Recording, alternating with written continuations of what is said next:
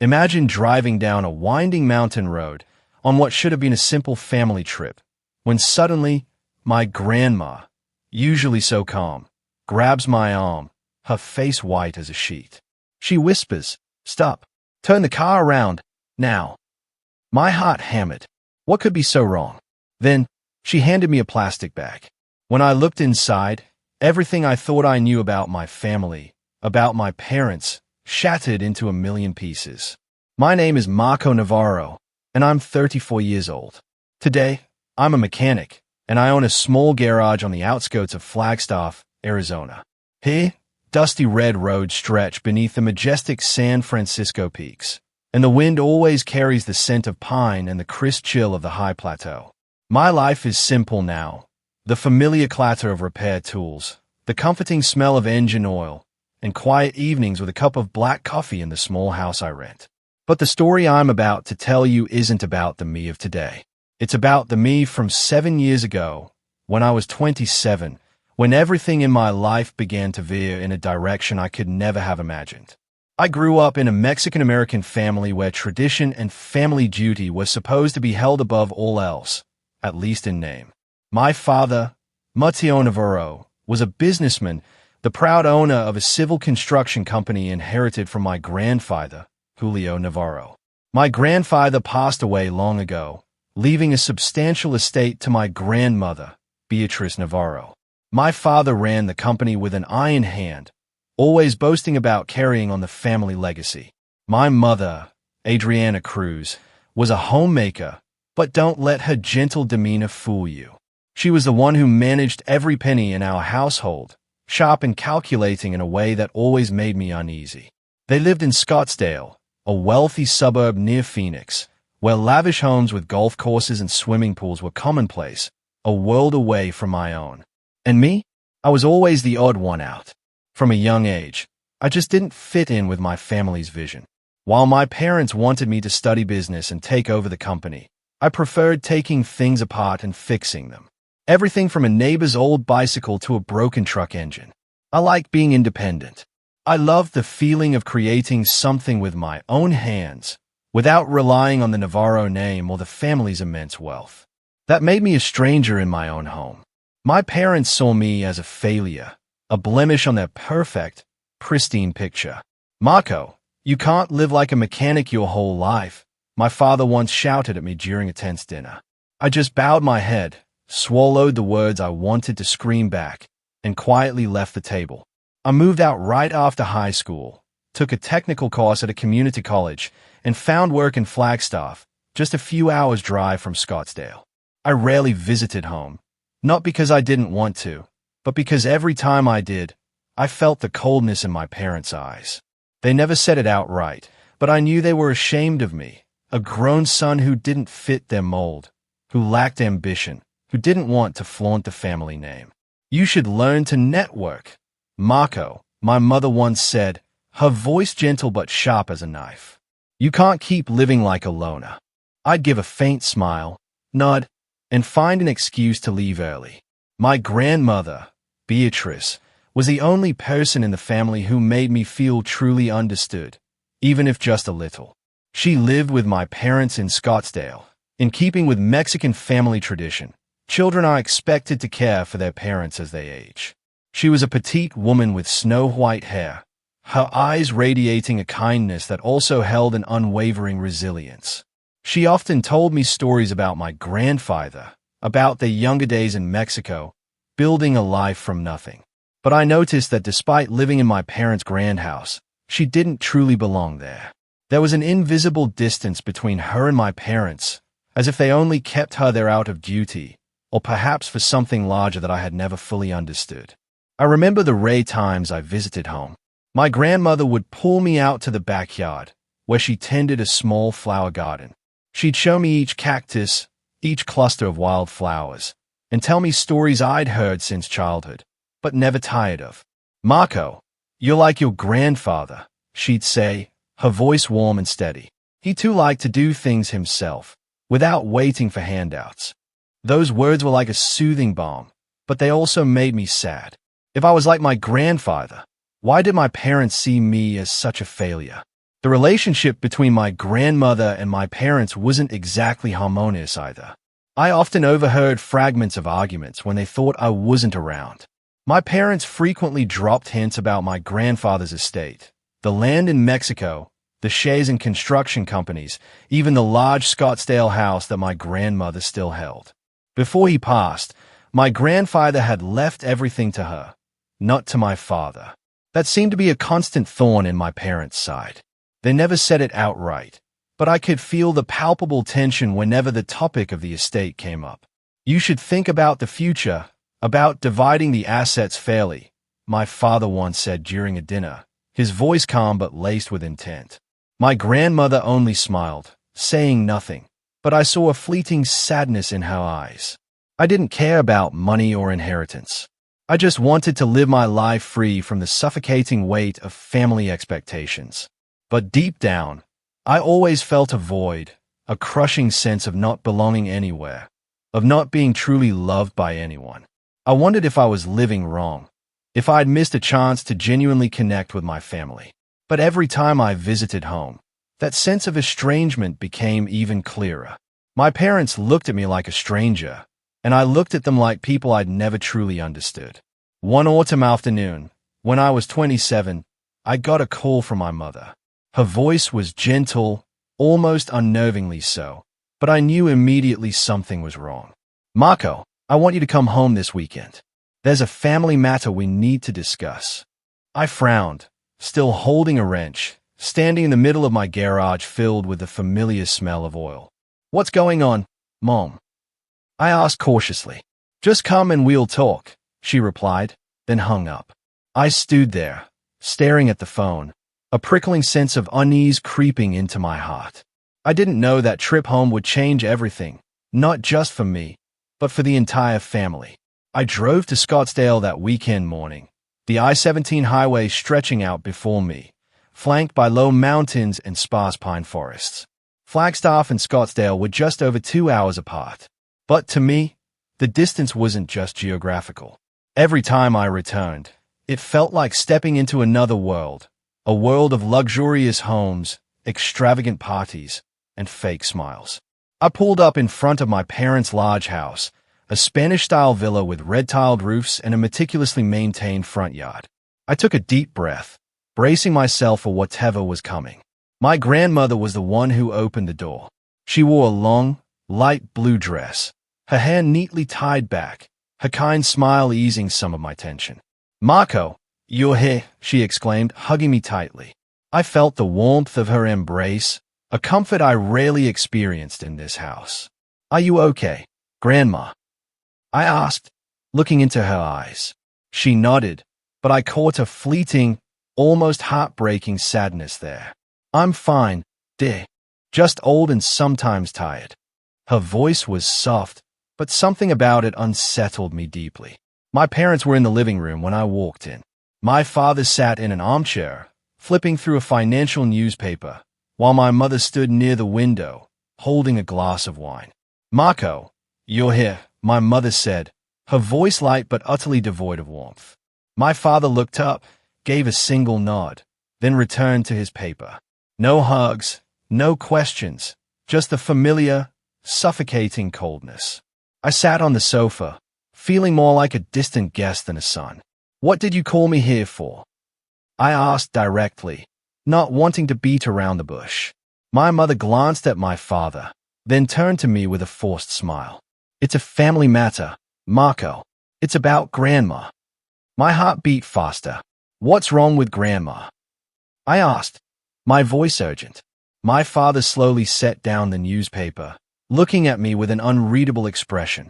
"Your grandmother isn't young anymore. We need to talk about the future, about what she's leaving behind."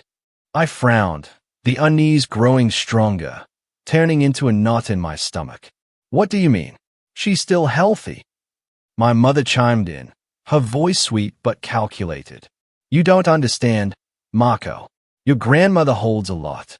Houses, land, shares. We just want to make sure everything is arranged properly for the good of the family." I looked at my grandmother, sitting quietly in the corner of the room, her hands clasped tightly. She said nothing, just lowered her head, but I noticed her fingers trembling slightly. Something was wrong, terribly wrong. That evening, after a quiet, tense dinner, I went out to the backyard to find my grandmother. She was sitting on a wooden bench, gazing at the wildflowers under the moonlight. I sat beside her, unsure of what to say, but needing to connect. "You seem sad, Grandma," I said softly. She turned to me, a faint, melancholic smile on her face. "You've always been perceptive, Marco. I just feel like things are changing. There are things I don't want to say out loud, but they make me uneasy." I wanted to ask more, to press her, but she placed a hand on my shoulder, shaking her head. "Not now, my dear, but I'm glad you're here." That night, I couldn't sleep. My grandmother's words, my parents' cold looks, and the stifling atmosphere of the house made me feel like I was stepping into a chess game where I didn't know the rules, and the stakes were impossibly high. I had no idea that just a few weeks later, an unexpected trip would unravel everything: secrets, schemes, and wounds I never thought I'd have to face. A few weeks after that evening, I returned to Flagstaff, immersing myself in the familiar routine of the garage. The sound of wrenches clanging against bolts, the smell of engine oil, and brief, genuine conversations with customers helped me temporarily forget the gnawing unease I felt in Scottsdale. But that feeling never truly went away. It was like a small thorn pricking my heart, not agonizing, but a constant reminder that something was deeply wrong in my family. I tried not to dwell on it until my mother called again one Wednesday afternoon, while I was wiping my hands after a long day of fixing cars. "Marco, can you arrange to take a few days off soon?" Her voice was gentle, but I detected a hint of urgency, as if she was trying to hide something important. "What's going on, Mom?" I asked, still holding an oil-stained rag. "It's the family reunion in Mexico," she said. "The one we hold every 3 years. You know, we usually take your grandmother, but this year your father is tied up with company business, so I'd like you to take her." I froze, surprised. The family reunion was a long-standing Navarro tradition, a major event where relatives from all over Arizona, Mexico, even California, gathered in the small village in Sonora where my grandfather was born. As a kid, I loved those trips, the smell of tacos grilling over charcoal, the sound of guitars echoing in the night, and the lively stories from aunts and uncles. But since starting college and moving out to live on my own in Flagstaff, I'd barely attended. Wake, distance, and that lingering sense of being out of place in my own family always gave me an excuse to skip them. Now, my mother wanted me to take my grandmother on a 5-day trip across the border, just the two of us. I questioned her, my voice tinged with doubt. "You and Dad have always managed to make time before." She sighed over the phone, sounding slightly weary. "The company has a big project right now, Marco. Your father can't leave Scottsdale at the moment. I know you're busy, but your grandmother really wants to go. Can you please help us out this time?" I paused for a moment, thinking of my grandmother, of the deep sadness in her eyes back in Scottsdale. "All right," I replied, unsure if I was making the right decision. "I'll take her." After hanging up, I stood in the middle of the garage, staring at the half-repaired pickup truck. There was something in my mother's voice that unsettled me, as if she was pushing me into something I didn't fully understand. But I brushed the thought aside. This was a chance to spend time with my grandmother, to hear the stories I'd missed over the years. I had no idea that this trip would become a turning point, not just in my relationship with her, but in how I viewed my entire family, forever. The departure day came faster than I expected. I drove my old pickup truck, a Ford F-150 that had seen a few owners but still ran well, to Scottsdale to pick up my grandmother. She was standing at the front door, wearing a beige sweater and a long skirt, holding a small green suitcase. Beside her was a cloth bag filled with food she'd prepared, tamales wrapped in corn husks, a few oranges, and a large bottle of water. "You don't need to bring anything, Marco," she said, her smile radiant. "I've got everything covered."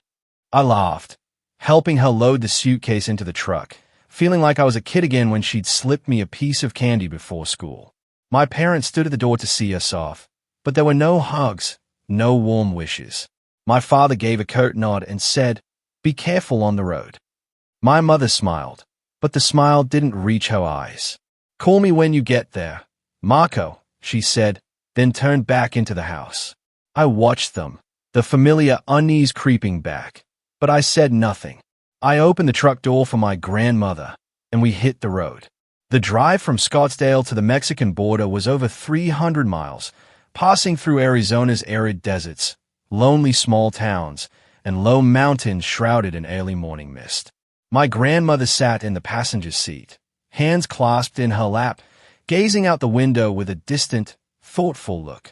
I played an old Vicente Fernandez CD, the kind of music she loved, and the atmosphere in the truck became more comfortable, more intimate. When the music paused, my grandmother started telling stories. She spoke about my grandfather, about their younger days when he worked on construction sites in Mexico while she raised 3 children on a meager salary. "Your grandfather was stubborn," she said, her eyes sparkling. "But he loved his family. He always said, 'Beatrice, money doesn't matter as long as we have each other.'" I nodded, listening, but my thoughts drifted to my parents. They loved the family, too. But why did I always feel they loved money more? The conversation shifted to more recent matters. Could they really do something to harm her? Or even me? That bag. If we were stopped by the police, if they found it, I'd be arrested, locked away for years, and my grandmother would be implicated. The thought made my blood boil with righteous fury. I tightened the bolts harder, as if channeling my anger into each brutal turn of the wrench. When the tire was finally changed, I got back in the truck but didn't start it right away. I looked at my grandmother, searching for the right words, for a way to reassure her and myself. "Grandma, I don't know what's going on, but I promise I'll protect you. If Mom and Dad, if they are doing something, I won't let them win." She took my hand, squeezing it tightly.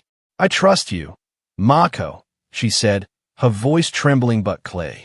"But from now on, we have to be careful, very careful." I started the truck, the headlights illuminating the dark mountain road ahead. But in my heart, the darkness was even thicker, more suffocating. I didn't know what awaited us in Mexico, or what insidious schemes were unfolding within my own family. But one thing I knew for certain, that bag wasn't there by accident. I would find out the truth, no matter the cost. I gripped the steering wheel tightly, my eyes fixed on the winding mountain road, but my mind was a whirlwind of chaotic thoughts. I glanced at my grandmother, searching for words to break the crushing tension. "Grandma, are you okay?" I asked, my voice barely a whisper. She nodded, but her hands still clutched the hem of her sweater as if trying to hold herself together, to keep from falling apart. "Marco," she said, her voice low but firm, cutting through the silence. "We need to talk." I slowed down, finding a wider spot on the road to pull over, the truck's engine rumbling softly. My grandmother looked at me, her eyes glinting with a strange mix of pain and resolve. "Marco, I don't want to believe it, but I think your parents are planning something not just against me, but against you, too." Her words felt like another knife plunging into my heart. I had suspected as much, the pieces slowly clicking into place, but hearing my grandmother say it out loud made it all too real, too terrifying to comprehend. "What do you mean?" I asked, trying desperately to keep my voice steady, to sound stronger than I felt. She sighed, her gaze drifting to the darkness outside, to the vast, empty landscape. "Lately, your parents have been talking a lot about your grandfather's estate. They say the company is struggling, that they need money, that I should sign papers to sell land in Mexico." I refused, "Marco, because it was your grandfather's life's work." But they didn't stop. They started saying things that scared me. I frowned, a cold, hard anger rising within me. "What did they say?" She shook her head, as if reluctant to recall the painful memories. "They hinted that I'm old, not in my right mind anymore, that someone might need to manage the estate for me. One time I overheard your father telling your mother that if I wouldn't sign, they'd find another way. And then this bag." She pointed to my jacket pocket, her voice trembling, close to breaking. "Marco, I think they are trying to harm us. My blood boiled. With the amount of drugs we were carrying, if the police found it, I'd face at least 10 years in prison. My whole body felt like it was on fire, a burning rage consuming me. At that moment, I wanted nothing more than to turn the truck around and drive straight back to Scottsdale to confront my parents, to unleash my fury. But I looked at my grandmother, shivering in her thin sweater, and I knew I had to stay calm, to be the steady hand she needed. "Grandma," I said firmly, "I won't let them hurt you, but we need a plan." She nodded, her eyes now filled with unwavering trust. "Tell me, Marco, I'm listening." I took a deep breath, trying to organize my jumbled, chaotic thoughts. The bag of drugs was a massive threat. If we were stopped by the police, especially near the Mexican border where checks are notoriously strict, I could be arrested and my grandmother would be implicated. I couldn't let that happen. But if I threw the bag away, I'd lose the only solid evidence I had. And if my parents were truly behind this, I needed proof to expose them, to protect us. "Grandma, I have an idea," I said, my voice low but resolute, filled with a new determination. "We'll keep going to Mexico, but you'll go to the reunion alone. I'll drop you off in a nearby town. Find a bus or someone trustworthy to take you the rest of the way. I'll head back to Scottsdale and figure out what's truly going on." My grandmother looked at me, her eyes full of worry, full of the fear that still clung to her. "Marco, that's too dangerous. If your parents are really—" She trailed off, unable to finish the terrifying sentence. I took her hands, squeezing them gently, trying to convey all my resolve. "I'll be careful, but you need to be safe first. I won't let them touch you." She was silent for a moment, then nodded, a fragile hope flickering in her eyes. "All right, Marco, but you have to promise me you won't get hurt." I smiled, though my heart was heavy, weighed down by the gravity of the situation. "I promise." But we both knew that promise wasn't easy to keep. We drove for another hour, reaching a small town called Nogales, just across the border. The town was livelier than I expected, with souvenir shops, small eateries, and a few bus stations.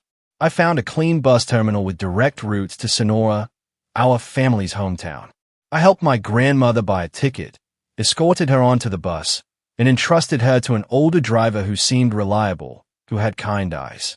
"I'll come pick you up after the reunion," I said, hugging her tightly, unable to let go for a moment. She held my hand, her eyes filled with both worry and fierce determination. "Marco, I'll be waiting for you. But be careful. They are not the parents you once knew." Her words tightened my chest, a cold knot of dread. I nodded, watching the bus pull away, carrying my grandmother out of sight under the flickering streetlights. I stood there for a moment, a wave of unbearable loneliness washing over me.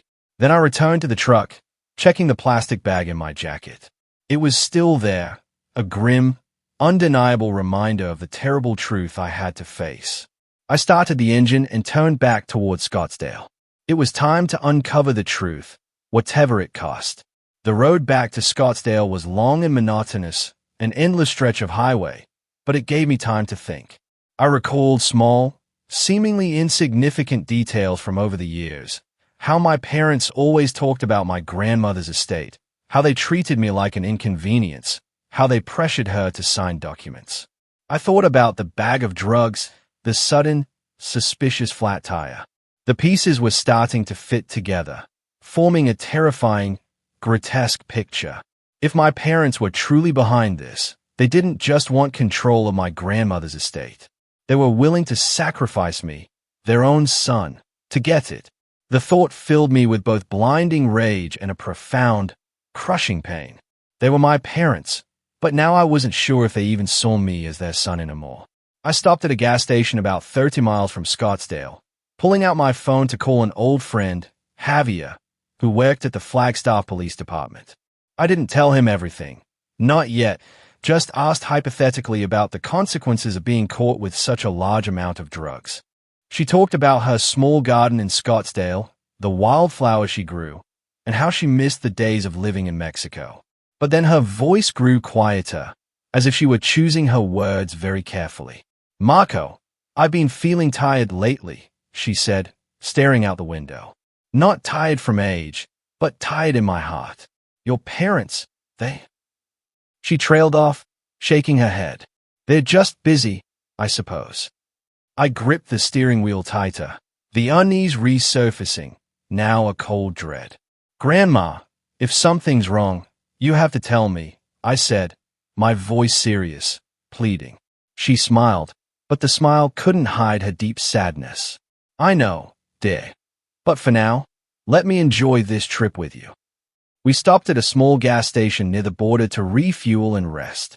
I bought a bottle of water and a bag of chips while my grandmother sat on a bench outside the station, watching the passing trucks. When I returned, she was holding an old, creased photo of my grandfather standing next to a vintage truck, his smile beaming. This was your grandfather when he first started the company, she said, handing me the photo. You're like him, Marco. You don't like depending on anyone. I took the photo, feeling a lump in my throat. I'm not as good as him, I said, forcing a smile. She took my hand, squeezing it gently. You're better than you think. The next leg of the journey was smoother, but as we approached the mountainous region near the border, the sky began to darken, turning a menacing purple. The roads were narrow and winding, flanked by rocky cliffs and sparse pine forests. I drove slowly, cautiously, unfamiliar with the terrain. My grandmother continued to talk, but I noticed she spoke less, as if she was sinking into her own thoughts. I wanted to ask more about what she'd mentioned earlier about my parents, but I didn't want to upset her. I only hoped this trip would lift her spirits, even just a little. Then, as we navigated a sharp curve on the deserted mountain road, the truck suddenly jolted. A sharp pop rang out, and I felt the vehicle tilt violently to one side. Damn it, I muttered, slowing down and pulling over to the shoulder. Must be a flat tire. My grandmother looked at me, slightly worried. Are you okay, dear? She asked. I nodded, trying to keep my voice calm. It's fine, Grandma. I'll change the tire in no time. I stepped out of the truck and checked the rear right wheel. Sure enough, the tire was completely flat, with a large, angry gash in the sidewall. I sighed, grabbed my tools from the truck bed, and started changing the tire under the dim glow of a flashlight. My grandmother stayed in the truck, the window rolled down, watching me work. Be careful, Marco, she said, her voice tinged with concern. I smiled, trying to reassure her. I do this every day, Grandma. It's no big deal. But as I was tightening a bolt, she suddenly spoke, her voice trembling in a way that truly startled me. Marco, come here and look at this. I stopped, wiped the sweat from my forehead, and walked to her side of the truck. She was leaning down toward the floorboard, holding a clear plastic bag filled with a suspicious white powder. Her eyes were wide with panic, her hands shaking uncontrollably. What is this, Marco? She asked, her voice almost choking. I took the bag from her, feeling its unexpected weight, easily close to 10 pounds. My mind reeled as if the ground had just collapsed beneath me. Grandma, where did you find this? I asked, my voice faltering, barely a whisper. She pointed to the floor under the passenger seat. It was here, right under the seat.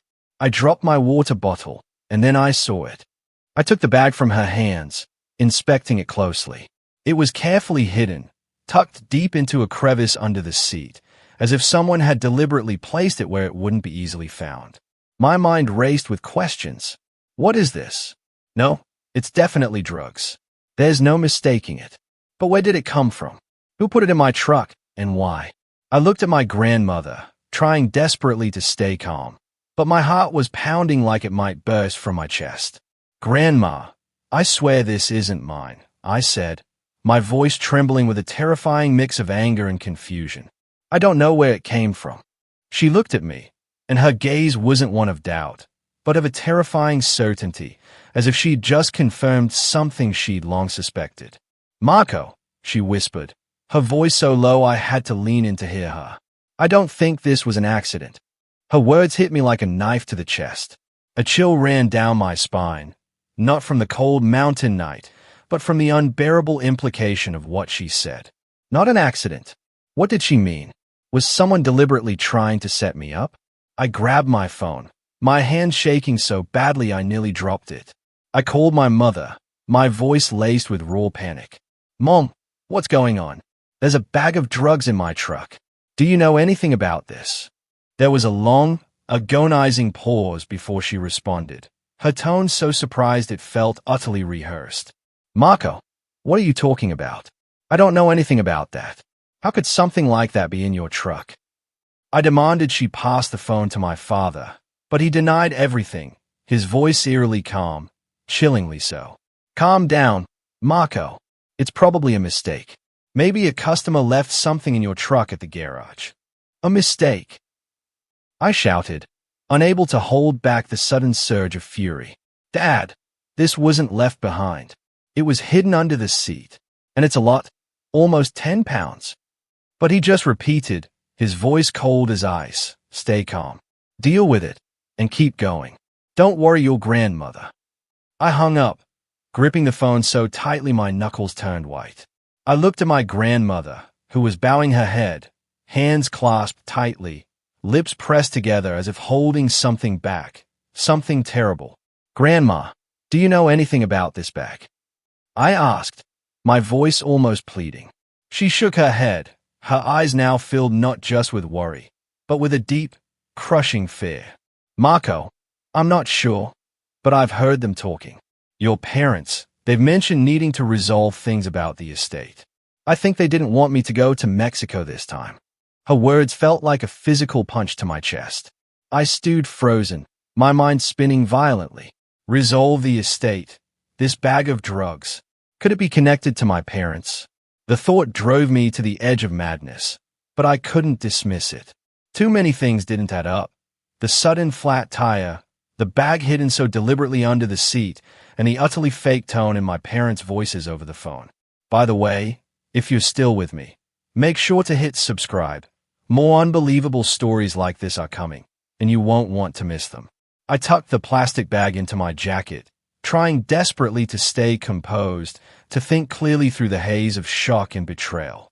Grandma, I'll finish changing the tire and we'll keep going, I said, my voice firm, despite the tremor in my hands. But I need you to tell me everything.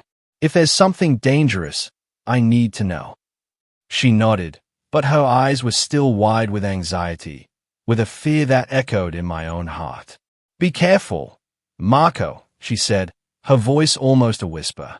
I don't want to lose you. I went back to changing the tire, but my mind was no longer on the task. It was consumed by my parents, by the times they'd hinted at my grandmother's estate, about how they always looked at me like I was an inconvenience, a perpetual disappointment. Marco, if it's narcotics in a significant amount, you could be looking at years in prison, Javier said, his tone grave, somber. Near the border, it's even worse. They'll assume you're smuggling. A chill ran down my spine, a cold premonition. What if someone planted it in my truck? I asked, my voice tight. Javier paused. You need proof, Marco. Without it, your word means nothing. Do you suspect anyone? I didn't answer right away. I just thanked him and hung up, my hand shaking. As I neared Scottsdale, it was late at night, the city lights a blur through my weary eyes. I didn't want my parents to know I was back, so I parked the truck a few blocks away from their house, in a small, dark alley. I checked the plastic bag again, tucking it carefully into a small metal box in the truck bed where I kept my tools. I didn't know what I'd do with it, but I knew I had to keep it safe, secure. Then I turned off the truck's lights, stepped out, and quietly walked toward my parents' large, imposing house. The night in Scottsdale was quiet, with only the chirping of crickets and the dim glow of distant streetlights. I crept along the fence, avoiding the direct light, my heart pounding a frantic rhythm against my ribs.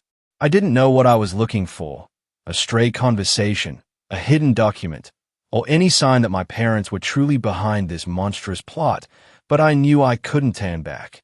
Not for myself, but for my grandmother. She had trusted me, placed her faith in me, and I wouldn't let her down. Not now, not ever. I crouched behind a large bush in the backyard, just a few meters from the brightly lit living room window. My parents' voices drifted out, low but tense, as if they were trying to keep their conversation from being overheard. I inched closer, close enough to see their shadows through the thin, elegant curtains. My father, Mutto, stood near the dining table, hands on his hips, his voice laced with palpable frustration. My mother, Adriana, sat on the sofa, clutching a wine glass, her eyes sharp and cold, gleaming in the lamplight. I pulled out my phone and switched on the recording mode, my finger trembling, hoping to capture some crucial, undeniable evidence. Marco found the bag, my mother said, her voice trembling with a mix of anger and raw fear. You said the plan was perfect, but what now? If he realizes it wasn't an accident, we'll lose everything. My blood ran cold, turning to ice in my veins. They were talking about the bag of drugs in my truck. They knew I'd found it, and my mother's voice wasn't just worried. It carried the panic of someone watching their meticulously crafted plan unravel before their very eyes. My father let out a derisive, chilling laugh, his tone icy, devoid of any warmth. Calm down, Adriana. He has no proof. He's just a dumb mechanic. He wouldn't dare do anything, but we need to act fast. If Mom doesn't sign the papers after this, we'll find another way. My mother leaned back, her eyes no longer just anxious, but tinged with a ruthlessness I'd never, ever seen before. What do you mean, another accident? Matteo, we've already risked too much. If the police suspect, no one will suspect an old woman having a heart attack. My father cut in, his voice lowering, becoming even more menacing, as if weighing each word carefully, methodically. She's old. Her health is frail. A dose of medication, a shock. Everyone will think it's natural, and when she's gone, the estate will be ours. Marco won't have a chance to interfere. I stood frozen, utterly paralyzed by their words, my heart pounding so hard I feared they might hear it from inside. Not only had they framed me with the drugs to pressure my grandmother into signing away her legacy, but now, with that plan at risk of failing, they were willing to kill her, their own mother, to get what they wanted. I clenched my fists, my nails digging into my palms until they stung, until I could feel the tiny pinpricks of pain. Rage surged within me, a fiery inferno threatening to consume me. But I knew I had to keep a clear head, a cold mind. I took a deep, shuddering breath, stepped onto the porch, and knocked on the door. The sound echoed in the night, firm and deliberate, a declaration. My mother opened the door, her eyes flickering with surprise before quickly turning wary, suspicious. Marco, what are you doing here? You're supposed to be in Mexico with your grandmother. I stepped inside without waiting for an invitation, my voice cold, hard, cutting. I need to talk to both of you. My father emerged from the living room, holding a glass of whiskey, his eyes sharp as knives, instantly sizing me up. What's this about? Marco, why are you back in the middle of the night? I stood in the middle of the living room, looking straight at them, my gaze unwavering. I found the bag of drugs in my truck, I said, my voice calm but cutting, slicing through the tense silence. Hidden under the passenger seat. Do you know anything about it? My mother's face paled, but she quickly regained her composure, her mask slipping back into place. Marco, what are you talking about? How would we know? It could belong to a customer from your garage. My father nodded, adding, you should be more careful about the people you work with. I let out a bitter, hollow laugh, unable to hold back the scathing sarcasm. A customer? Or did you hire someone to plant it in my truck to frame me, to force Grandma to sign over the estate? The air in the room seemed to freeze, suddenly thick and suffocating. My mother stood abruptly, her voice trembling with manufactured indignation. How dare you say that to us? Are you out of your mind? But my father raised a hand, signaling her to be quiet, to maintain control. He stared at me, his gaze like it could pierce straight through me, stripping me bare. Don't accuse us without proof. If you do, don't blame us for being ruthless. I stepped closer, lowering my voice, making sure every word hit its mark. I heard everything. About the drugs, about your next plans to harm your own mother. My mother gasped, a raw, shocked sound, but my father let out a dry, hollow laugh, full of contempt. You think you're clever, don't you? Marco, you think you can take us on? You're nothing. A failed mechanic living off the family's money. His words hit me like a physical punch, a brutal blow, but I didn't back down. If I'm nothing, why did you need to frame me? Why plan to hurt Grandma? My mother interrupted, her voice nearly a scream, finally cracking under the pressure. Because we had no choice, Marco. The company is going bankrupt. Your grandmother is holding on to the entire estate and won't give us a cent. We had to do something. My father snapped at her to be quiet, but it was too late. She'd said too much. I pulled my phone, still in recording mode, from my pocket and held it up, a silent, damning testament to their treachery. Thank you, Mom. I needed exactly those words. My mother froze, utterly stunned, while my father lunged at me, trying to grab the phone, his face contorted in a mask of fury. I dodged, but he shoved me against the wall, his hand gripping my collar, his fingers digging into my skin. You dare, Marco, he roared, his voice thick with unbridled rage. You think you can destroy this family? I pushed him off, my voice shaking with a fury that matched his, but fueled by justice. Family, you destroyed it long ago. I'm not your son anymore. That night, I drove away from Scottsdale without looking back, the city disappearing in my rearview mirror. The road was pitch black, lit only by my headlights illuminating the empty stretches of highway. I texted Javier, sending him the recording through an encrypted app he'd recommended. Javier, I have proof. Keep it safe for me. I'm going to Mexico to find my grandmother. He replied almost immediately. Marco, are you okay? I'll keep the recording safe, but don't do anything reckless. Call me if you need me. I didn't respond. I wasn't sure if I was okay. Anger and pain still burned in my chest, a raw, open wound, but I knew I couldn't stop now. My grandmother was waiting for me in Sonora, and I needed her to know I was on her side, even if the whole world turned its back on us. I drove through the night, across Arizona's deserts, over the Mexican border, to the small town where the family reunion was taking place. My mind churned with what had just happened. My parents' words about the drugs, their unthinkable plan to harm my grandmother, and how they saw me as nothing more than a pawn. It all echoed relentlessly in my head. I used to think that despite their coldness, despite their inability to understand me, they were still family. But now I realized family isn't about blood. It's about those willing to protect each other, to sacrifice for one another. And the only person in this family who truly did that for me was my grandmother. Dawn was breaking when I reached the small village in Sonora. Red dirt roads led into the heart of the village, where low-tiled houses were scattered among cornfields and cacti.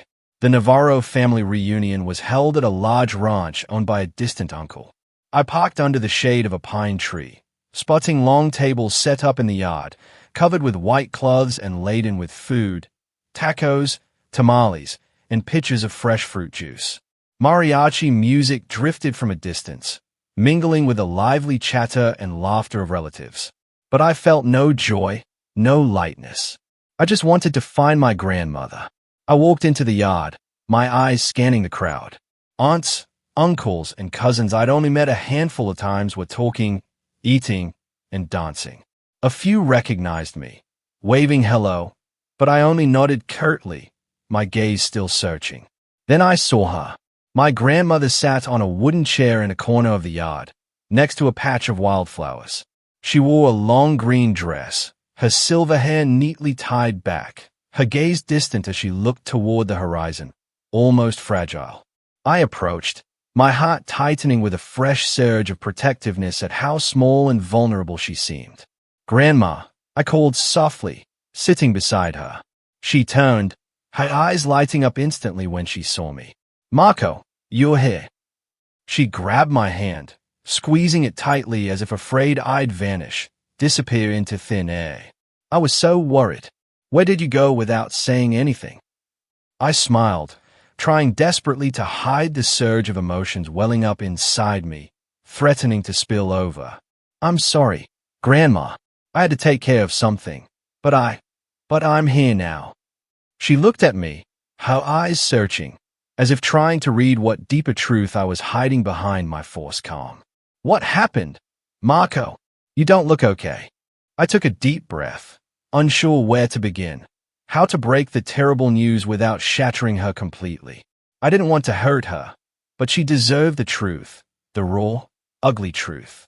Grandma, I went back to Mom and Dad's house in Scottsdale, I said, my voice low, strained. I overheard them talking about the drugs, about how they wanted to force you to sign papers, and they are planning to hurt you next. My grandmother froze, her hand trembling violently in mine, but her eyes showed no surprise, only a deep, heartbreaking sadness, as if she had expected this all along. I suspected as much, she whispered, her voice barely audible, but I didn't want to believe it. They are my son, my daughter-in-law. How could they? Her voice broke, and I felt my own eyes sting, tears pricking at them. I held her hand tightly, trying to keep my voice steady, resolute. Grandma, I recorded what they said. I have proof.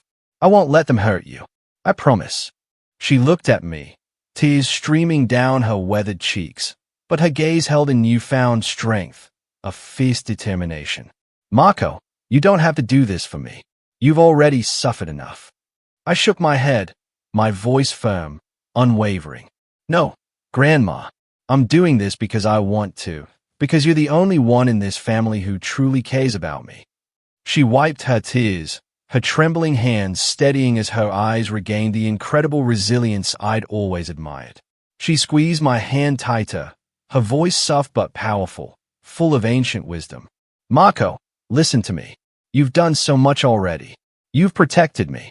You've faced things no one should have to. But now, let yourself rest a little. Don't let this weigh on your heart. She paused, a gentle smile spreading across her face, her eyes sparkling under Sonora's fiery sunset. We're here, surrounded by loved ones, laughter, and music. Forget those two people, at least for today. You deserve to be happy, Marco. I looked at her, a lump forming in my throat, my emotions raw. Her words were like a cool breeze, easing some of the burning anger and pain in my heart. Grandma, how can I be happy knowing they are plotting against you? I asked, my voice still trembling. She shook her head, placing a hand on my cheek, just like she did when I was a small child. Marco, life is short. If you let pain control you, you'll miss the beautiful moments. I don't want to see you live in anger. Let me see your smile, like when you were little, chasing me around for tamales.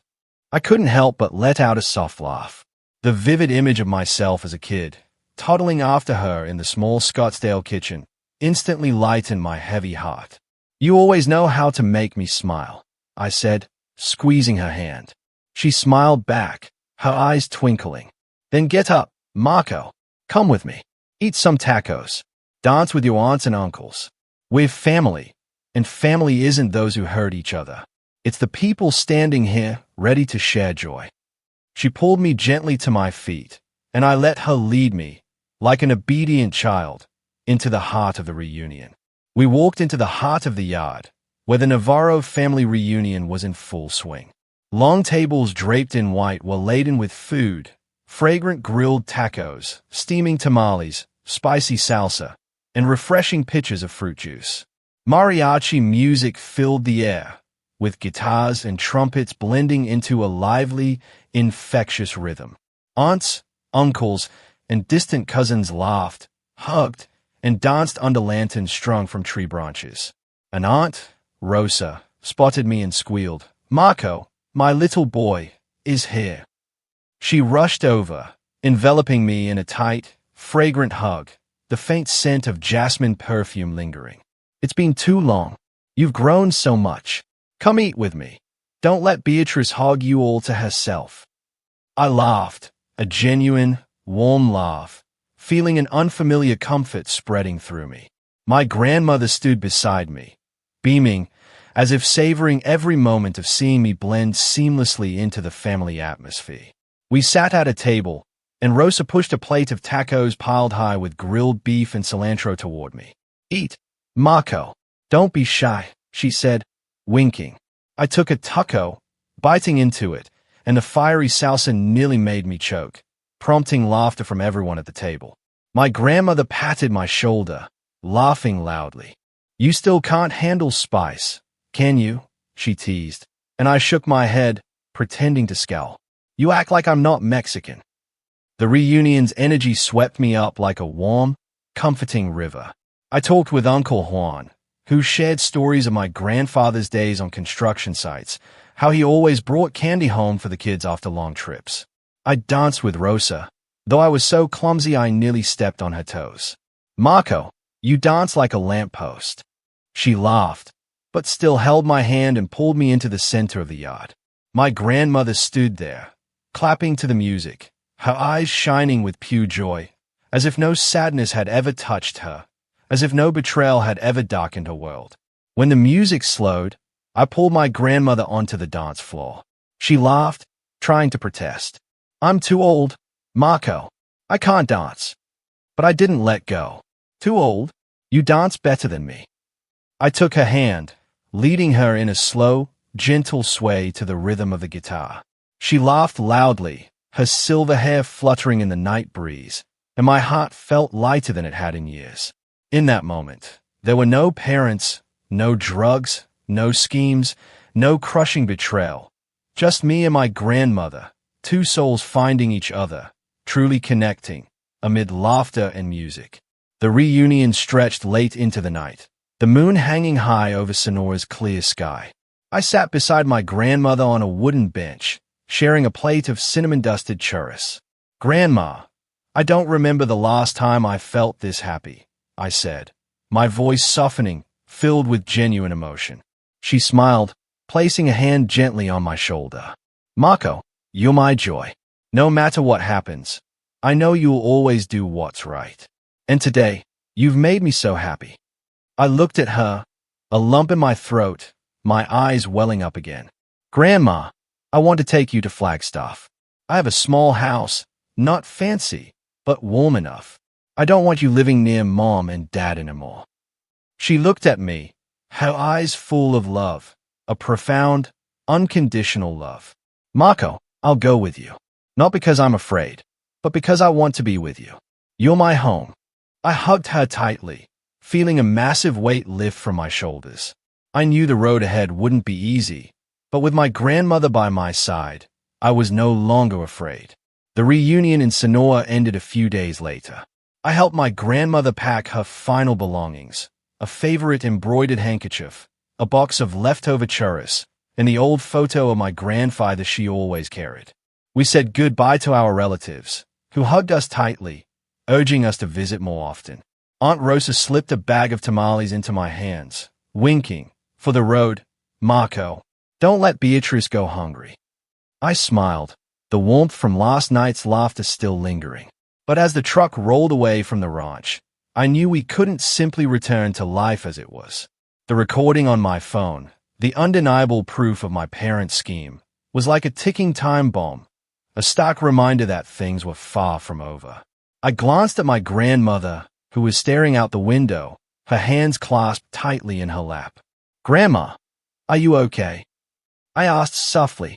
She smiled, but her eyes held a trace of lingering sadness, a deep disappointment.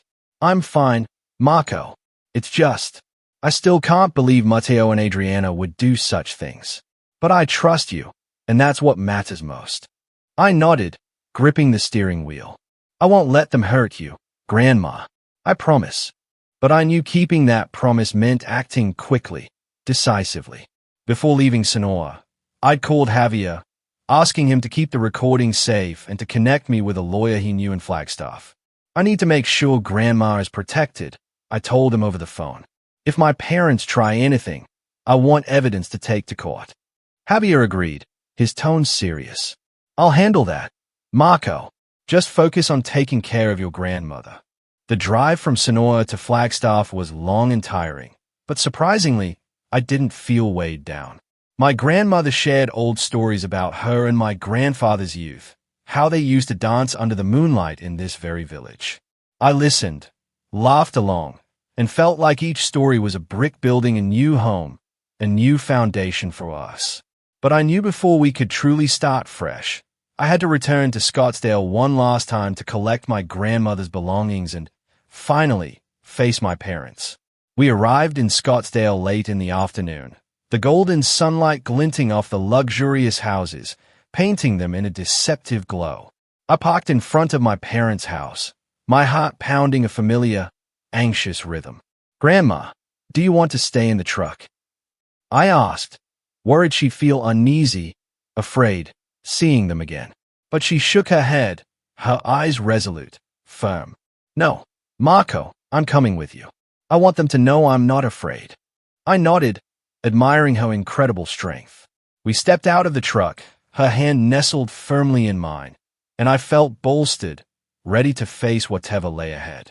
I knocked on the door, and my mother opened it, her eyes flickering with surprise before quickly turning wary, guarded.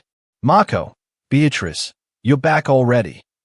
Her voice tried to sound calm, innocent, but I noticed her hands trembling slightly, betraying her. I stepped inside, pulling my grandmother along, my voice firm. "Clay, we're here to get Grandma's things. She's not staying here anymore." My mother's jaw dropped, and my father appeared, frowning, confused. "What? Mom, you can't leave. This is your home." My grandmother stepped forward, her gaze sharp as ever, cutting through their pretense. "Matteo, Adriana, I stayed here because I thought you needed me. But I was wrong. You didn't need me. You needed my money. Marco is the only one who truly cares about me, and I'm going with him." The room fell silent, the air thick with a tension that was almost suffocating. My mother tried to say something, but my grandmother raised a hand, stopping her cold. "Don't say another word, Adriana. I know everything. About the drugs. About your plans. I'm disappointed, yes, but not surprised. You've chosen your path." My father stepped forward, his voice a low growl, filled with entitlement. "Mom, you can't do this. That estate belongs to the family, not just you." But my grandmother only glared at him, her eyes cutting like a knife. "The one who truly loves me is standing right here, and it's not you." My heart ached with both pain and pride, a strange mix of emotions. I took my grandmother's hand, leading her upstairs to gather her things. My parents stood there, silent, glaring at us with bitter resentment, but saying nothing more, utterly defeated. We quickly packed her clothes, a few personal items, and the cherished photo of my grandfather. As we left the house, I turned back to look at them one last time, my expression cold, unyielding. "Don't try to contact us," I said, my voice like ice. "If you do anything to Grandma, I'll take that recording to court." My mother paled, her face white, and my father clenched his fists, his jaw tight, but they didn't dare act, didn't dare utter another word. We left Scottsdale as the sun set, the horizon glowing a fiery, angry red. I drove toward Flagstaff, my grandmother beside me, holding the photo of my grandfather, her expression serene, finally at peace. "Marco," she said softly, "thank you. I've never felt this free." I smiled, feeling like an old, painful chapter had just closed, and a new, hopeful one was about to begin. When we reached Flagstaff, I led her into my small house, a simple wooden home with a sunny front yard and a corner I'd already prepared for her to plant flowers. "Welcome home, Grandma," I said, opening the door wide. She smiled, stepping inside, and I knew that from now on, we would build a new life together, a life filled with honesty and love. The first few months in Flagstaff were the most peaceful I'd ever experienced. My grandmother quickly turned my small house into a true home, infusing it with her warmth and love. She planted a little garden in the front yard, cacti, wildflowers, and the vibrant roses she loved so much. Every morning, I'd see her watering the plants, humming old Mexican songs, and my heart felt lighter than ever, a burden lifted. The garage kept me busy, but I always made time to have dinner with her, listen to her cherished stories, and laugh together like old, inseparable friends. But I didn't forget what had happened. The recording remained safe with Javier, and I knew my parents weren't the type to give up easily. I contacted a lawyer in Flagstaff, Mr. Garcia, who helped me prepare legal measures to protect my grandmother, ensuring her future was secure. Marco, that recording is enough to press charges if your parents try anything, Mr. Garcia said, his tone serious, somber. But it's best to keep your grandmother safe and avoid conflict if possible. I agreed, but I stayed vigilant, always watching, always ready. 4 years passed in the blink of an eye. My grandmother remained strong, vibrant, but I noticed she was gradually growing weaker, her movements slower. Her morning gardening sessions became shorter, and she rested longer on the wooden bench.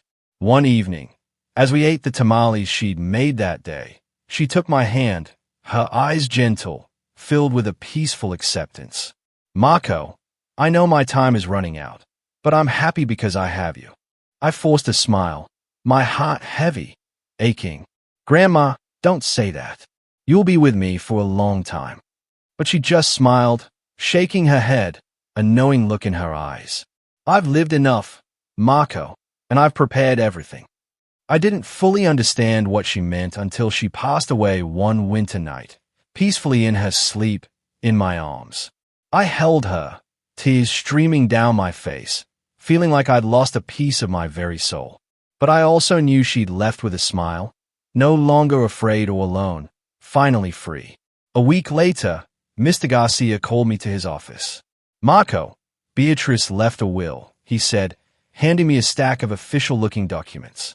I opened them, my heart pounding a nervous rhythm. My grandmother had left everything to me. The sprawling house in Scottsdale, the land and shares in Mexico, and a substantial savings account. The will was drawn up 3 years ago, notarized and signed by 2 witnesses, old friends of Hayes in Flagstaff. She wanted to make sure you were taken care of, Mr. Garcia said, his voice low, gentle, and she knew you wouldn't let the estate fall into the wrong hands. I sat there, stunned, not because of the immense wealth, but because of the sheer, overwhelming love my grandmother had for me. I didn't want the money or the land. I just wanted her back, sitting beside me, telling her old stories, making me laugh. But I knew this was her way of protecting me, her final act of love, even after she was gone. Not long after, my parents showed up, appearing unexpectedly. They came to Flagstaff, standing at my doorstep, demanding to sue for the estate, their faces contorted with greed and fury. That's the family's. Marco, my mother shouted, her voice full of rage, echoing the past. You have no right to keep it all. But I just looked at them, my voice cold, devoid of any emotion. Grandma made her choice, and you know why. If you want to sue, go ahead. I have the recording, and I'll take it to court. They paled, suddenly deflated, said nothing more, and turned away, defeated. I knew they wouldn't dare sue. My grandmother's will was ironclad, meticulously prepared, and they had no chance of winning. I didn't rejoice over the estate. I only felt a deep sense of peace, a quiet satisfaction, knowing I'd kept my promise to my grandmother, that I had protected her legacy. I sold the Scottsdale house, using the money to expand the garage, making it bigger, better, and donating a significant portion to a community center in Flagstaff. The land in Mexico I kept, a cherished way to remember her and my grandfather, a tangible connection to our roots. Every day I went to her garden, watered the roses, and felt like she was still there, somewhere, smiling at me, watching over me. I sit here in my small room in Flagstaff now, morning sunlight streaming through the window, making dust motes sparkle like tiny stars. Before me is an old notebook, its leather cover worn smooth, where I've written down this story. I write not to boast or seek validation, but to preserve what my grandmother taught me about family, about honesty, and about choosing to do what's right, no matter how hard it is. I write so that my children, if I have them someday, will know that family isn't about blood. It's about those we choose to love and protect, those we stand by unconditionally. 7 years have passed since that fateful night in Scottsdale when I learned the terrible truth about my parents. 7 years since I took my grandmother away from a house filled with schemes and calculations to start a new life in Flagstaff. 4 years since she passed, leaving me not just an estate, but a priceless lesson, that a person's true value lies not in what they own, but in what they are willing to sacrifice for others. I still work at the garage, now expanded with 3 employees and a small corner I turned into a cafe where customers can sip coffee while waiting for their cars. I named it Beatrice's Corner, in honor of my grandmother, a constant reminder of her love. Every morning when I open the garage, I see the wooden sign with her name, and I feel like she's still here, watching over me, guiding me. Her garden still blooms vibrantly in the front yard, the rich red roses reminding me of her gentle smile, of the days we sat together eating tamales and sharing stories. My parents never reached out again. After that final, chilling confrontation in Scottsdale, they vanished from my life as if I'd never even been their son. I heard their company went bankrupt not long after, and they moved somewhere in California. I didn't look into it further, not because I didn't care, but because I'd learned to let go. They chose their path, and I chose mine. I don't hate them. Hate would only weigh me down, keep me tethered to the past. As my grandmother once said, I only regret that they let greed blind them, costing them the most precious thing. Family. Javier, my friend at the police department, still keeps the recording locked safely in his safe. Marco, what do you want me to do with it? He's asked me a few times. I just shake my head. Keep it, Javier. If they come back, we'll need it. But I truly hope that day never comes. I don't want to live in the past. I don't want old schemes and betrayals to define my life. I want to live the way my grandmother did, with kindness, resilience, and the unwavering faith that everything will be okay as long as we have each other. One summer afternoon, I sit on the wooden bench in the garden, holding the old photo of my grandfather she left behind. I look at him, a man with a radiant smile, standing proudly beside an old truck, and I wonder if he'd be proud of me. I'm not a businessman like my father, not wealthy or prestigious in the eyes of society, but I kept my promise to my grandmother. I protected her, gave her final years filled with peace and laughter, and I think maybe that's what he'd value most. I write these words, not to seek forgiveness or sympathy. I write to remind myself that no matter how hard life gets, we always have a choice. I chose to stand by my grandmother, not for wealth, not for glory, but because she was the only one who saw me not as a failed mechanic, but as a man with an honest heart. Marco, she once said, her eyes soft, loving. You don't need to prove anything to anyone. Just be yourself, and that's enough. The message I want to leave behind for my children, or anyone who reads these words, is this: family isn't something we're given, it's something we build. It's not in blood, but in the moments we choose to stand up for others, even if it means facing those closest to us. Greed may bring money, but it always takes away what's most precious: trust, love, and the people we call family. I learned that from my grandmother, and I'll live by that lesson until the end of my days. I close the notebook, place it gently on the table, and step out into the garden. The roses are in full, glorious bloom, their sweet fragrance filling the air. I pick up the watering can, just as my grandmother used to, and water each plant, each drop like a whisper to her. Grandma, I'm still here, and I'll never forget you. I smile, feeling her somewhere out there, still smiling back, just as she did in the days we were together. I don't know what the future holds, but I know one thing for sure. I made the right choice. I chose my grandmother, and that was the most beautiful decision of my life. What would you have done if you discovered that kind of betrayal from your own parents? Tell me in the comments below. I really want to know what you think.